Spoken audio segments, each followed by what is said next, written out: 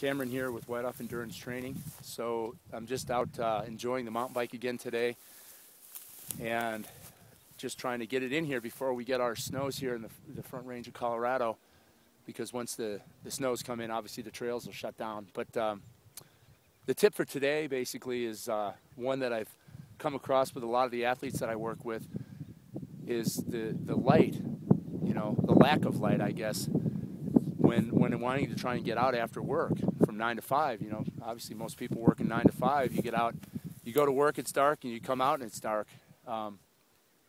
Usually it needs to be a lunch run or a lunch ride, you know, swim, something like that, to be able to get out, get a little vitamin D during the winter months here in the Northern Hemisphere. So the tip today basically is something that I've kind of discovered doing 24-hour mountain bike races, is the use of lights.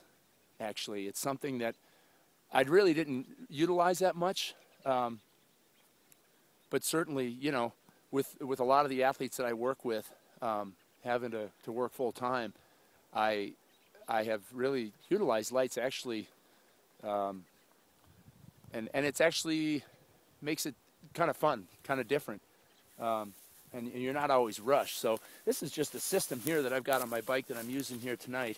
And you can see it's just a very small, very compact system, and it's a 3-cell lithium ion. This particular model is made by Lights in Motion, which is a company that actually has come from the underwater scuba diving light world. So it's very well made, and you know, you end up getting, for most lights, you get about 3 or 4 hours at the highest level. This is a 600 lumen light. The lights use lumen power as a measure of how bright they work, basically. I've seen lights up to 3,000 lumen, 3,500 lumen, and it really just becomes a, you know, an exponential scale of money, basically. I mean, the more money you spend, usually you get a light that has got more lumen, basically. So obviously with more lumen, you're going to get less battery power. Usually you have a 6-cell battery or something that's heavier that will allow it to work longer. So that's a tip for today. A lot of lights out there, a lot of companies making them.